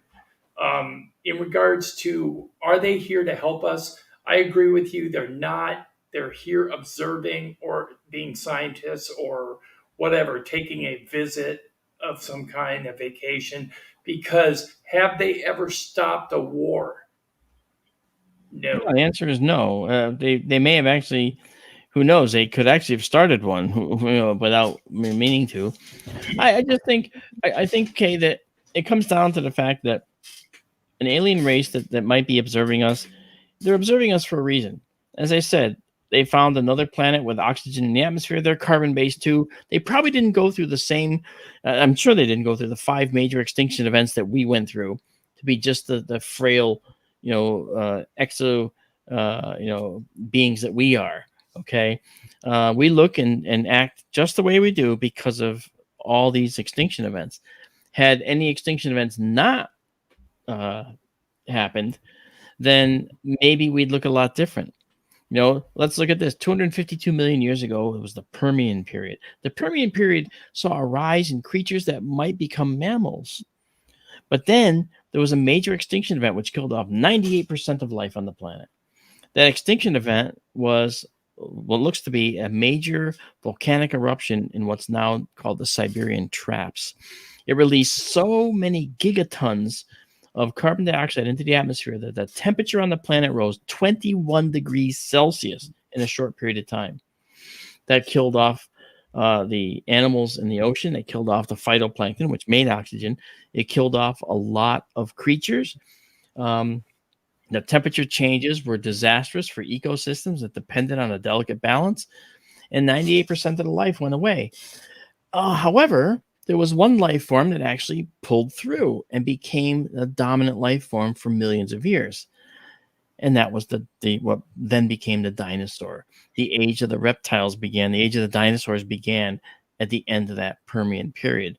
And thus, they would have continued if there was no, most likely would have continued if there was no asteroid that struck off the Yucatan Peninsula, the Chicxulub impactor. And if that happened, then maybe if it hadn't happened, then maybe the dinosaurs that looked like they were achieving higher intelligence back then, namely the Troodon, its cranial capacity was growing in a really interesting way at the end there. So could that have formed a future intelligent being? Maybe, but not necessarily. Life, doesn't always lead to intelligence. Intelligence is just one possible path. It's not a foregone conclusion nor an obvious foregone destination. Right. So Oh, hold on a second here. Sorry about that. I don't know why that keeps happening. That's I don't okay. think I I gotcha. just like talking about the Jurassic Age. That's why. Did you say what caused the Siberian traps to erupt like that? Because I've read that there might have been an impact in Antarctica that caused that on the other side of the planet, kind of like Deccan traps were caused by the impact in the Yucatan. Yeah, I saw that, and but there is evidence to indicate that there was a gigantic eruption. But here's what happens: um, the problem was that the eruption occurred underground, right? And when it tried to come up, it couldn't get through. There was permafrost and so forth, but it spread sideways in volcanic sills and dikes. And as it spread sideways, it went out to the extent of this lava cap that had formed at the top there. And when it got to this edge, all right, for whatever reason, it broke through. And for weeks, I'm sure, massive amounts of carbon dioxide were liberated. And the reason that there was carbon dioxide at all, uh, this was because there was a lot of organic material underground. And as this lava spread through it, it consumed it and made lots of carbon dioxide and also other gases that were suspended in solution in this molten rock. And as it got to the edge, it burst out. The pressure got reduced, and it just exploded like a tea kettle on overload that's been sealed and then finally allowed to pop. And that went on and on. And as I said, many gigatons of carbon dioxide went into the atmosphere very quickly. And so that cap was sort of like like chewing gum on a bike tire, but the pressure kept building in the tire until finally that chewing gum was just blown through, and then it just released all of the energy that it had underneath. Kind of That's like the what Yellowstone is. Where What's it's got that? a really thin crust. It's kind of like Yellowstone, where it's got a really thin crust under it. Yeah, I mean, if you're in Yellowstone, you've got molten rock 2 miles beneath your feet, 2 to 4 miles beneath your feet, and it goes 100 miles deeper than that. Now, Yellowstone isn't the same because, if we're going to go down that path a bit, Yellowstone has had very, very dramatic eruptions in the past. At one point, there's an eruption that actually left 3 feet of ash in Nebraska from Yellowstone. Okay. But it might not be that Yellowstone will erupt again. I mean, it's possible, and they are always monitoring it.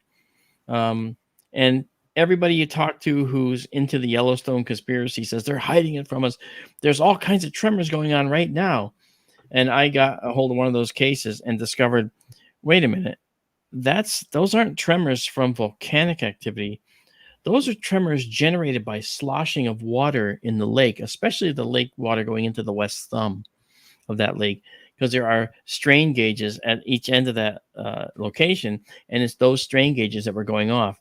And it turns out that the winds were actually moving water along that long length of that, and as it moved it back and forth, the strain gauges were going off. It was almost like a 1-to-1 correlation. So it was really just the wind causing that.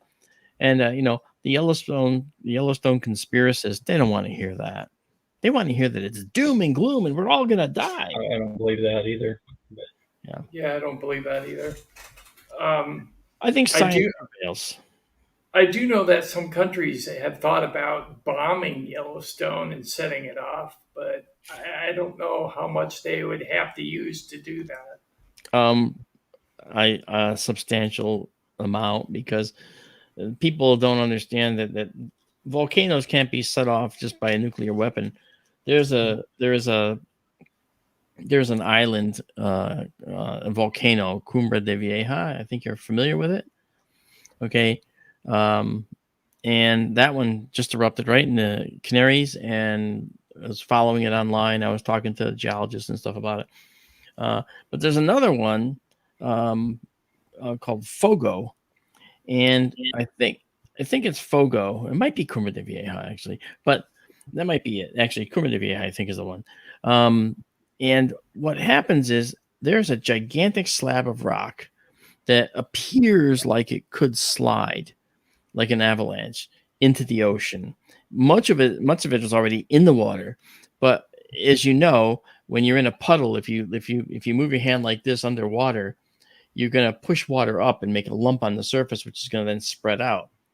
You're making a tsunami, whether you know it or not. Okay. And if a slide of rock moves down into the water like that dramatically, continues moving down the ocean like that, it's going to make a massive splash. Okay. That will then propagate across the entire Atlantic. And there's a volcanologist named Simon Day who's talked about this. And he thinks that we're at the precipice of another major eruption. They thought maybe this one was going to be it with Cumbre de Vieja. I personally didn't think so, because this was not the actual crater that was erupting, but a vent on the side which was erupting. And I didn't think that actually had the strength to do this, and it didn't, obviously, because it didn't happen. But that slide block thing could cause a tsunami that was over a mile high at the island. Okay, that's the biggest splash. But by the time it got to Florida, it could be about 130 feet high.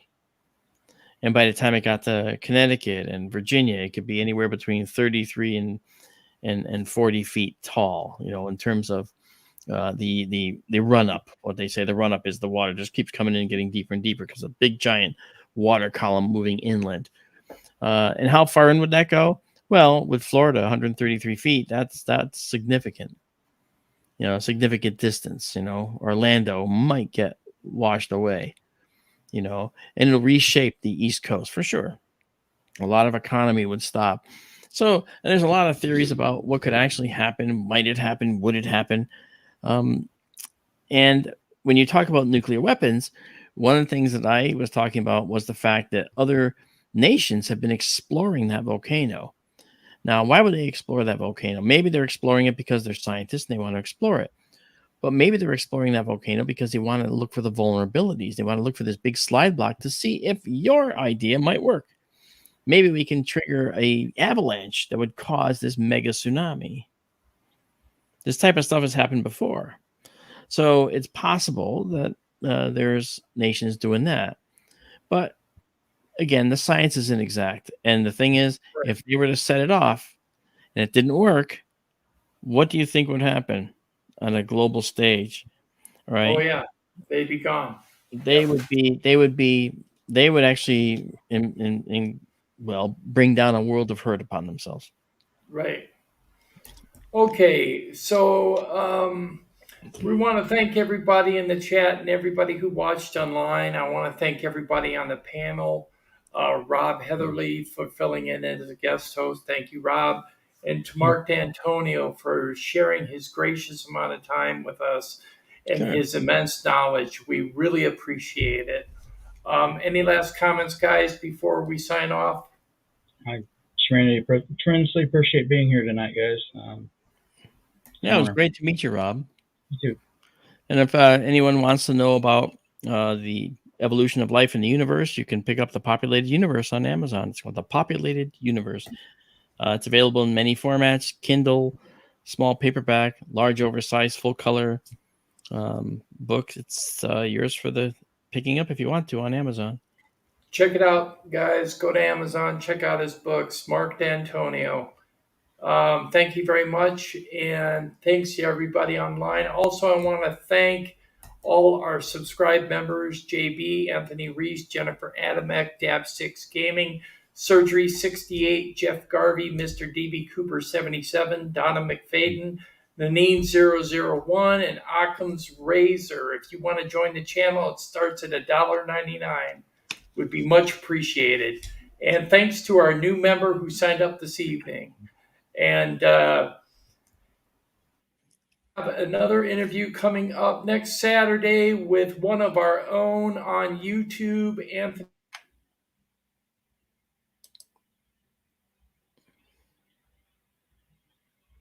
Am I still here, or is he gone? Yeah, I think he's gone now. Ooh, he'll be back. He'll be back, yes. I'll be back. So, yeah, we should draw a mustache on his face right now. Can you tap dance? Draw a mustache on his face right now. Let's superimpose it. Well, he's back. I accidentally got lost there for a second. So thanks. Okay, another Down again. Hi. Hello. Bing, bing, bing, bing. Wake up. Get out the markers. That's right. I'll do it. There.